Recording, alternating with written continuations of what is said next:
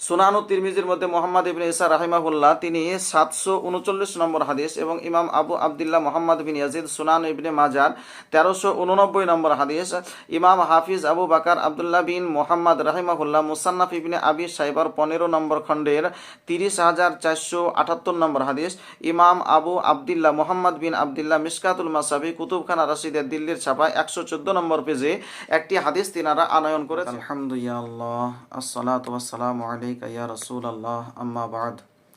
দূরে কাছে দেশে ও প্রবাসে যে যেখান থেকে দেখছেন সকলকে জানাই আন্তরিক অভিনন্দন ও সালাম। আসসালামু আলাইকুম ওয়া রাহমাতুল্লাহি ওয়া বারাকাতুহু। আজকে যে বিষয় নিয়ে আলোচনা করব সেটা হলো শবে বারাতের ইবাদত ও শাবান মাসের রোজা।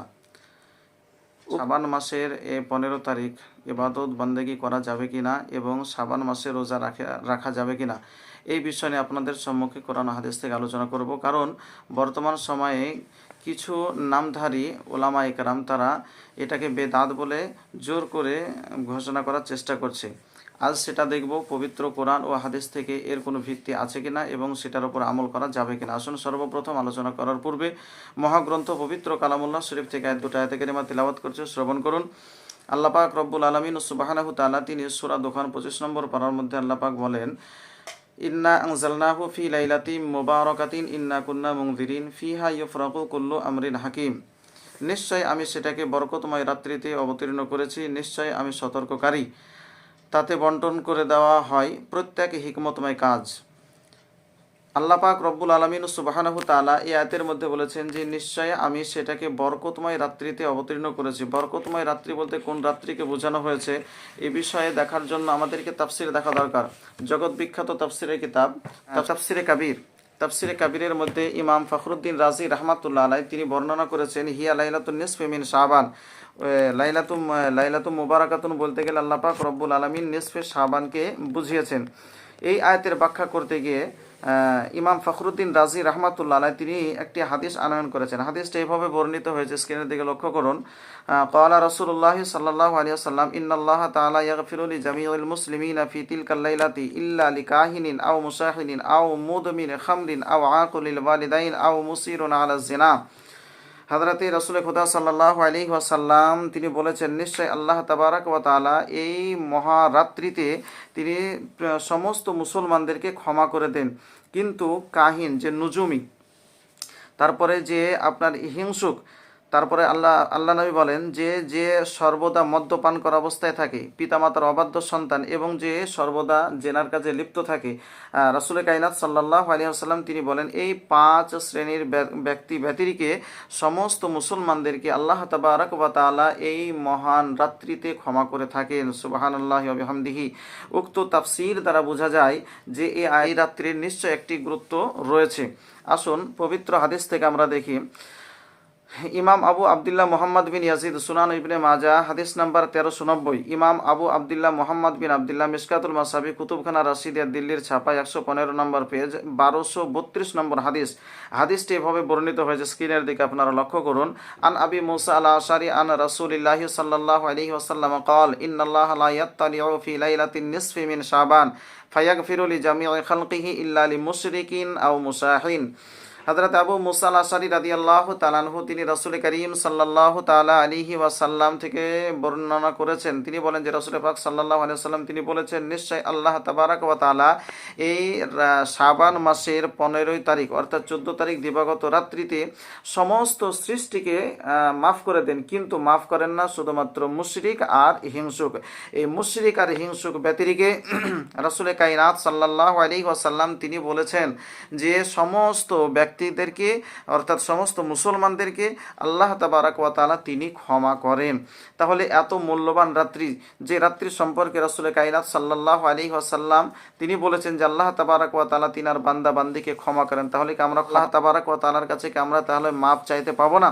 এই বিষয়ে তাহলে আমরা কি বুঝবো তাদের থেকে, যে তারা মানে চাইছে যে মানুষকে অর্থাৎ মুমিন মুসলমানকে আল্লাহ তাবারাক ওয়া তাআলার ইবাদত বান্দেগী থেকে দূরে সরাতে। আসুন আরেকটি হাদিস আপনাদেরকে দেখাই। ইমাম হাফিজ আবু বাকার আবদুল্লাহ বিন মোহাম্মদ বিন ইব্রাহিম বিন উসমান বিন আবি সাইবা মুসান্নাফ বিন আবি সাইবার 15 নম্বর খণ্ডের 30,479 নম্বর হাদিস তিনি বর্ণনা করেছেন এভাবে কি আন কাসির ইবনে মিররাত আল হাজরামি قال قال رسول الله صلى الله عليه وسلم ان الله ينزل ليله النصف من شعبان فيغفر فيها الذنوب الا لمشركين او مشاحين। হযরতে মিররা আল হাজরামি তিনি রাসূল কায়নাত সাল্লাল্লাহু আলাইহি ওয়াসাল্লাম থেকে তিনি বলেছেন যে রাসূল কায়নাত সাল্লাল্লাহু আলাইহি ওয়াসাল্লাম তিনি বলেছেন যে লাইলাতুন নিসফি মিন শাবান আল্লাহ তাবারাক ওয়া তাআলা তিনি কি করেন বান্দাদের গুনাহ খাতাকে মাফ করেন এবং মাফ করেন না শুধুমাত্র মুশরিক এবং যারা হিংসুক তাদেরকে ব্যতিরেকে সমস্ত ব্যক্তিকে আল্লাহ তাবারাক ওয়া তাআলা তিনি মাফ করেন। এই হাদিসের ব্যাখ্যায় ইমাম মুল্লা আলী কারি রাহিমাহুল্লাহ তিনি মিরকাতুল মাফাতির তৃতীয় খণ্ডে তিনি বলেছেন আই ইয়াতাজাল্লা আলা খালাকিহি বিমাজহারির রাহমাতিল আম্মাহ ওয়াল কারামিল ওয়াসি'। মুল্লা আলী কারি আলাইহি রাহমাত তিনি আপনার বলেছেন যে আল্লাহ তাবারাক ওয়া তাআলা তিনি উক্ত রাত্রিতে তিনার আম রহমত তিনি প্রকাশ করেন। তিরমিজির মধ্যে মুহাম্মদ ইবনে ঈসা রাহিমাহুল্লাহ তিনি 739 নম্বর হাদিস এবং ইমাম আবু আব্দুল্লাহ মুহাম্মদ বিন ইয়াজিদ সুনান ইবনে মাজার 1389 নম্বর হাদিস, ইমাম হাফিজ আবু বাকার আব্দুল্লাহ বিন মুহাম্মদ রাহিমাহুল্লাহ মুসান্নাফ ইবনে আবি শাইবার 15 নম্বর খণ্ডের 30,478 নম্বর হাদিস, ইমাম আবু আব্দুল্লাহ মুহাম্মদ বিন আব্দুল্লাহ মিশকাতুল মাসাবি কুতুবখানা রাশিদের দিল্লির ছাপা 114 নম্বর পেজে একটি হাদিস তিনারা আনয়ন করেছেন। হাদিসটি এভাবে বর্ণিত হয়েছে, স্ক্রিনের দিকে আপনারা লক্ষ্য করুন তাহলে দেখতে পাবেন।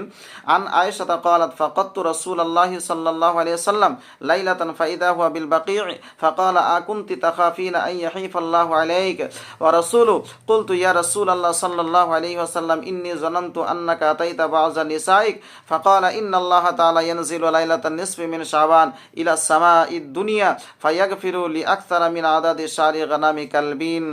হযরতে আয়েশা সিদ্দিকা আফিফা রাদিয়াল্লাহু তাআলা আনহা হতে হাদিসটি বর্ণিত হয়েছে। তিনি বলেন যে রাসূল পাক সাল্লাল্লাহু আলাইহি ওয়াসাল্লাম একদিন আমার পাশে ছিলেন, কিন্তু হঠাৎ করে দেখলাম রাসূল কায়নাত সাল্লাল্লাহু আলাইহি ওয়াসাল্লাম তিনি অনুপস্থিত নান আমার পাশে।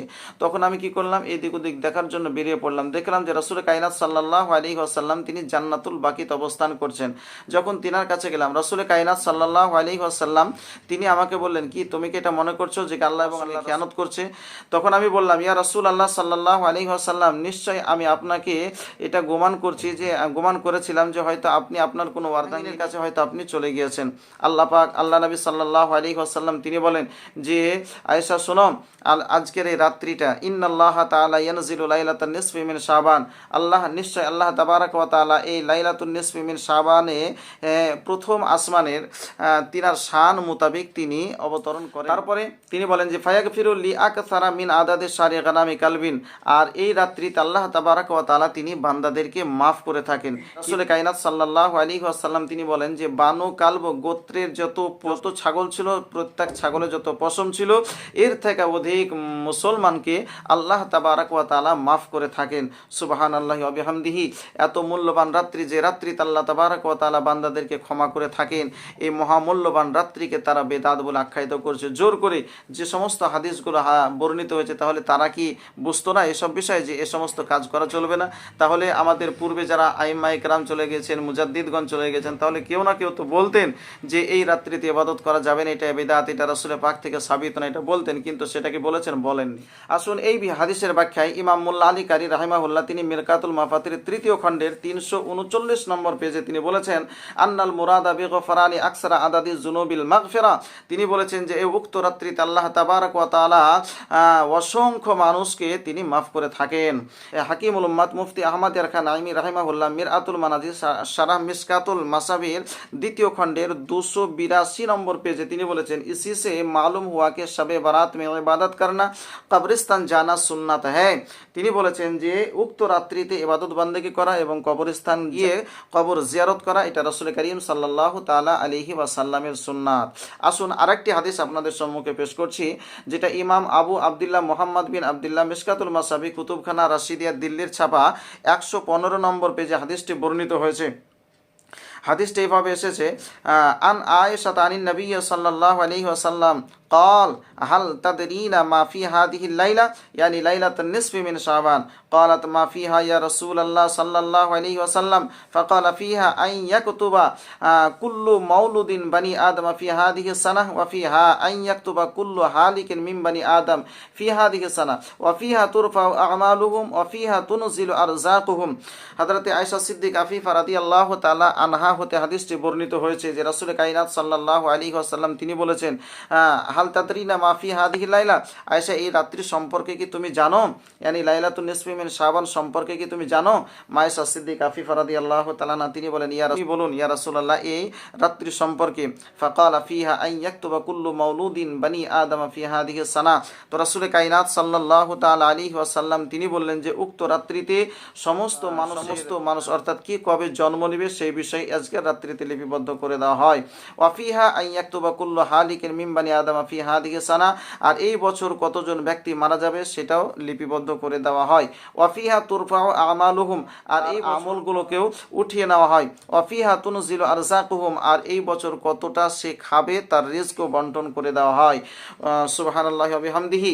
এই হাদিসের ব্যাখ্যায় মিরকাতুল মাফাতিহ সারা মিশকাতুল মাসাবির মধ্যে মোল্লা আলী কারি রাহিমাহুল্লাহ তিনি তৃতীয় খণ্ডের 346 নম্বর পেজে বলেছেন, ওয়াদ-দুআউ আল ফিকরু আল যিকরু কালামুন মুস্তাহাসানুন, তিনি বলেছেন উক্ত রাত্রিতে দোয়া করা, জিকির আজকার করা, ইবাদত বান্দেগি করা এটা হলো মুস্তাহাসান। উক্ত হাদিস দ্বারা আমরা একদম স্পষ্টভাবে এটাই বুঝতে পারি যে রাসূল কায়নাত সাল্লাল্লাহু আলাইহি ওয়াসাল্লাম থেকে যে হাদিস যেহেতু বর্ণিত হয়েছে এটা বেদাত নয়। দিনের বেলায় আমরা যে রোজা রাখবো এই রোজা রাখার আপনার হুকুম রয়েছে আর কি। সুনান তিরমিজি শরীফের মধ্যে 663 নম্বর হাদিস, সুইলান নবী সাল্লাল্লাহু আলাইহি ওয়াসাল্লাম আইয়ু সাওমি আফজাল, রাসূল কায়নাত সাল্লাল্লাহু আলাইহি ওয়াসাল্লামকে জিজ্ঞেস করা হলো, ইয়া রাসূলুল্লাহ সাল্লাল্লাহু আলাইহি ওয়াসাল্লাম রমজানের পরে বাদ রমাজানের পরে আপনার কোন রোজাটা বেশি উত্তম? রাসূল কায়নাত সাল্লাল্লাহু আলাইহি ওয়াসাল্লাম তিনি বললেন শাবান লিতাজিমে রমাজান, রাসূল কায়নাত সাল্লাল্লাহু আলাইহি ওয়াসাল্লাম তিনি বলেছেন যে কি শাবান মাসের রোজা, রমজান মাসের পরে শাবান মাসের রোজার ফজিলত অনেক। আরেকটি হাদিস আপনাদেরকে দেখাই যেটা সহিহ বুখারীর মধ্যে মুহাম্মদ ইবনে ইসমাইল বুখারী রাহিমাহুল্লাহ তিনি 1970 নম্বর হাদিস আনয়ন করেছেন। হাদিসটি এইভাবে বর্ণিত হয়েছে, আন্না আয়েশা রাদিয়াল্লাহু তাআলা আনহা হাদাসাতুহু قالت لم يكن النبي صلى الله عليه وسلم يصوم شهرا أكثر من شعبان فإنه كان يصوم شعبان كله। হযরত আয়েশা সিদ্দিক আফিফা রাদিয়াল্লাহু তাআলা আনহা হতে বর্ণিত হয়েছে যে রাসূল কায়নাত সাল্লাল্লাহু আলাইহি ওয়াসাল্লাম তিনি কেমন রোজা রাখতেন শাবান মাসে। তো আয়েশা সিদ্দিকা রাদিয়াল্লাহু তাআলা তিনি বলেন যে রাসূল কায়নাত সাল্লাল্লাহু আলাইহি ওয়াসাল্লাম শাবান মাস পুরোটাই রোজা রাখতেন, কয়েকটা দিন ব্যতিরেকে। আরেকটি বর্ণনা এসেছে যেটা সুনান ইবনে মাজাহ শরীফের 1649 নম্বর হাদিস, আন রাবি আতাবনিল গাজ আন্নাহু সালা আয়েশাতা আন সিয়ামি রাসূলিল্লাহি সাল্লাল্লাহু আলাইহি ওয়াসাল্লাম ফাকাল কানা ইয়াসুমু শাবানা কুল্লাহু হাত্তা ইয়াসিলাহু বিরমাদান। হযরতে আয়েশা সিদ্দিকা আফিফা রাদিয়াল্লাহু তাআলা আনহা তিনি বলেন যে রাসূল কায়নাত সাল্লাল্লাহু আলাইহি ওয়াসাল্লাম শাবান মাসের রোজা পুরো শাবান মাস রোজা রাখতেন, কয়েকটা দিন ব্যতিরেকে, এমনকি পবিত্র মাহে রমজানের রোজা আরম্ভ হয়ে যেত, পৌঁছে যেত, অর্থাৎ রমজানের আগা পর্যন্ত, রমজান মাসের আগা পর্যন্ত রাসূল কায়নাত সাল্লাল্লাহু তাআলা আলাইহি ওয়াসাল্লাম তিনি রোজা রেখেছেন। আরেকটি হাদিস আপনাদের সম্মুখে দেখাই যেটা মুসনাদ আহমদ ইবনে হাম্বালের 10ম খণ্ডের 772 নম্বর হাদিস, আন আয়েশাতা ক্বালাত কানা আকসারু সাওমি রাসূলিল্লাহি সাল্লাল্লাহু আলাইহি ওয়াসাল্লাম মিন শাহরিন মিনাস সানাতি মিন শাবান ফাইন্নাহু কানা ইয়াসুমুহু কুল্লু। হযরত আয়েশা সিদ্দিকা আফিফা রাদিয়াল্লাহু তাআলা আনহা তিনি এই রকমই বলেন যে রাসূল কায়নাত সাল্লাল্লাহু আলাইহি ওয়াসাল্লাম তিনি কি করতেন, শাবান মাস পুরো রোজা রাখতেন, কয়েকটা দিন ব্যতিরেকে। এই রকমই আরো কয়েকটি হাদিস এই মুসনাদ আহমদ ইবনে হাম্বলের মধ্যে বর্ণিত হয়েছে। উক্ত হাদিস দ্বারা আমরা বুঝতে পারি যে শাবান মাসের রোজা রাখা এবং রাত্রিবেলায় ইবাদত বান্দেগি করা এটা বেদাত নয়। একাধিক হাদিসে এর প্রমাণ রয়েছে। এই যে সমস্ত দলিলগুলো আপনাদের কাছে পেশ করলাম তাছাড়াও আরও অনেক দলিল আদিল্লা আমাদের কাছে মজুদ রয়েছে। এখন আপনারাই বিবেচনা করবেন যে আমরা এই সুন্নাতের উপর আমল করব, এই মহামূল্যবান রাত্রিতে ইবাদত বান্দেগি করব, নাকি এই বাদমাযহাব মৌলবীদের কথা শুনে আমরা পথভ্রষ্ট হব। আল্লাহ পাক রব্বুল আলামিন হাকামুল হাকিমিনের দরবার আমরা দোয়া করব, আল্লাহ তাবারাক ওয়া তাআলা আমাদের সকল মুমিন মুসলমান ভাইদের ঈমানকে যেন এই বাদমাযহাবীদের ফিতনা থেকে হেফাজত করেন। ঈমানের সহিত বা আমল করে, নেক আমল করে ইহ জগৎ ছেড়ে যাওয়ার আল্লাহ আমাদের সকলকে যেন তৌফিক দান করেন। আমিন বিজাহে সাইয়্যিদুল মুরসালিন।